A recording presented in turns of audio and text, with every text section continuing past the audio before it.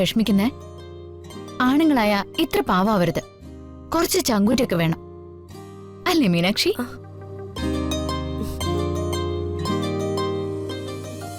വന്ദനെ, വിനുവേട്ടൻ ബോധം കെട്ട് കിടന്ന ഒരു പെണ്ണിനെ താലി കെട്ടിക്കൊണ്ടു വന്നതൊന്നുമല്ല. ജീവിതം അവസാനിപ്പിക്കാൻ ഇറങ്ങി തിരിച്ചൊരാളിനെ പുതിയൊരു ജീവിതം നൽകി കൂട്ടിക്കൊണ്ടുവന്നതാ. അതല്ലേ യഥാർത്ഥ ചങ്കൂറ്റം? ജഗൻ, ഞാൻ അതല്ല പറഞ്ഞത്.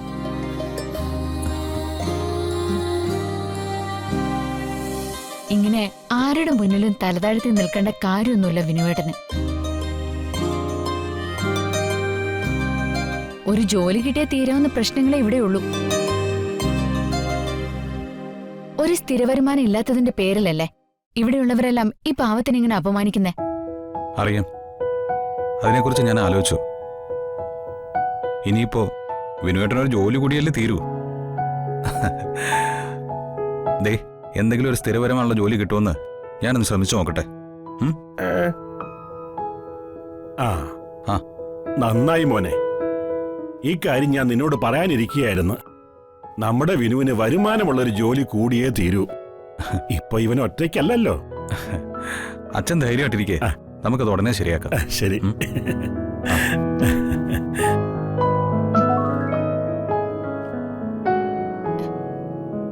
നല്ലൊരു ദിവസമായിട്ട് ഈ സങ്കടമൊക്കെ ഒന്ന് മാറ്റിവെച്ച് രണ്ടുപേരും സന്തോഷായിട്ടിരിക്കും.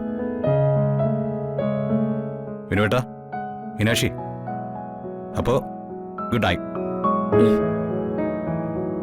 Uncle good night. Aunty good night.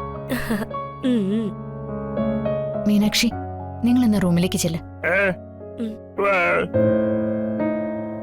ചെല്ല്.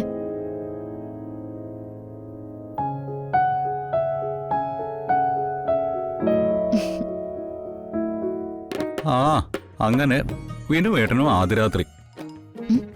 ആ, ഇവിടെ ചിലരുടെ കല്യാണം കഴിഞ്ഞിട്ട് കാലം കുറെ ആയി. ആദ്യരാത്രി മാത്രം ഇതുവരെ കഴിഞ്ഞിട്ടില്ല. ആ, എല്ലാത്തിനും ഒരു യോഗം വേണം. ദേമോള് കേക്കും.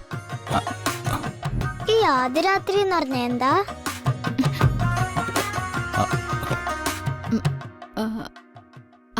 അത് ഇന്നത്തെ രാത്രിയെ കുറിച്ച് പറഞ്ഞതാ. അപ്പൊ എന്നും രാത്രി ഉണ്ടല്ലോ. എന്നും രാത്രി ഉണ്ട്. ഈ രാത്രിക്ക് ഒരു പ്രത്യേകതയുണ്ട്.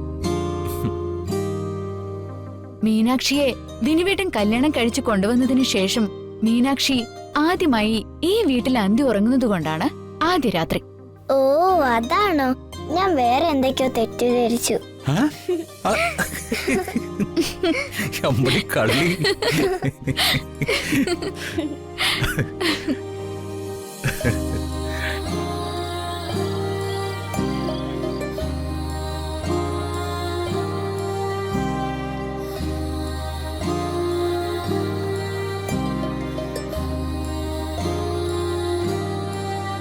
മാനത്തെ കൊട്ടാരം